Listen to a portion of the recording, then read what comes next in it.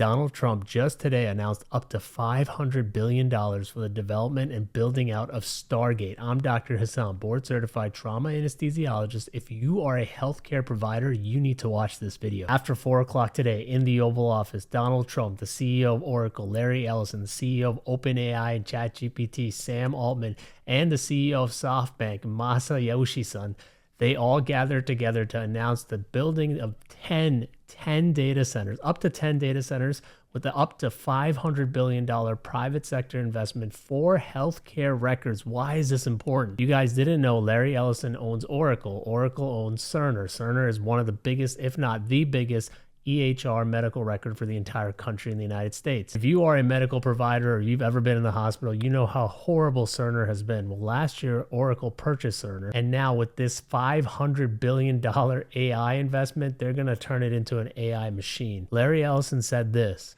electronic health records, not just maintaining electronic health records, but by looking at electronic health records, understanding the condition of doctors, better understanding the condition of their patients, and being able to provide healthcare plans that are much better than they otherwise would be. A doctor in Indian River Reservation would be able to see how a doctor at Memorial Sloan Kettering would treat the patient, or a doctor at Stanford would treat the patient.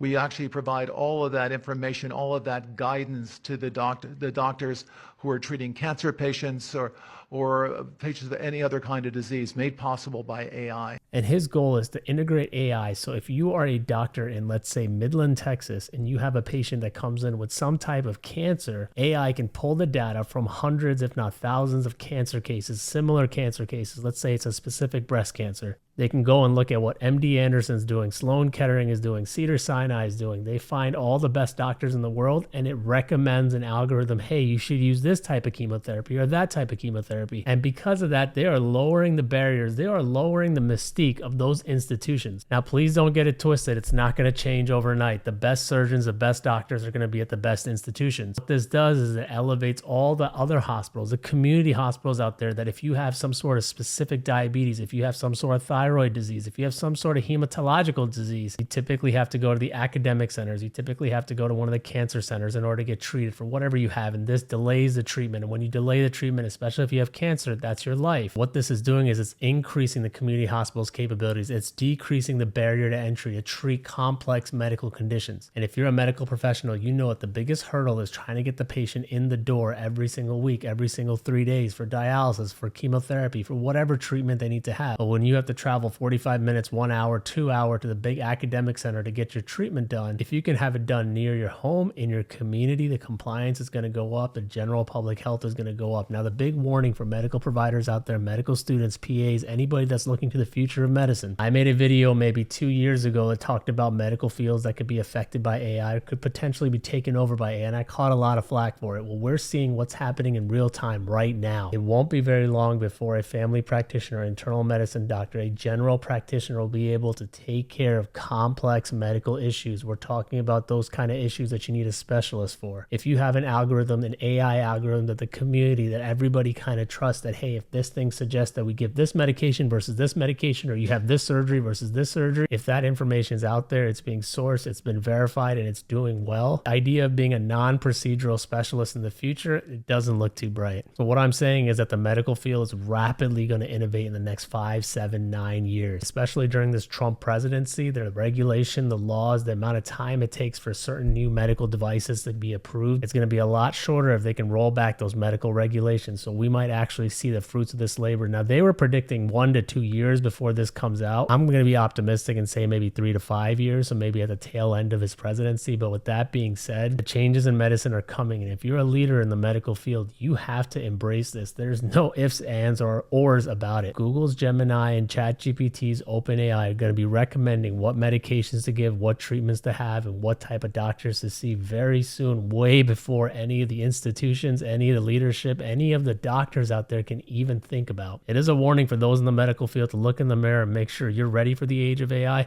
it is also a celebration for all patients out there that now you can have verified, trusted information, maybe a year or two from now, but you can have that type of information at your fingertips and you don't have to go to those prestigious institutions to get taken care of. So I'm very excited about it. What do you guys think? Would you trust an OpenAI ChatGPT algorithm to treat your medical conditions, especially if you have cancer? I'm very optimistic. We'll see what happens. Leave me a comment below if you trust it. I love you guys. I'll see you on the next one. It's a new setup. We're getting into it. It's going to be a little bugs, but I love you guys. I'll see you on the next one.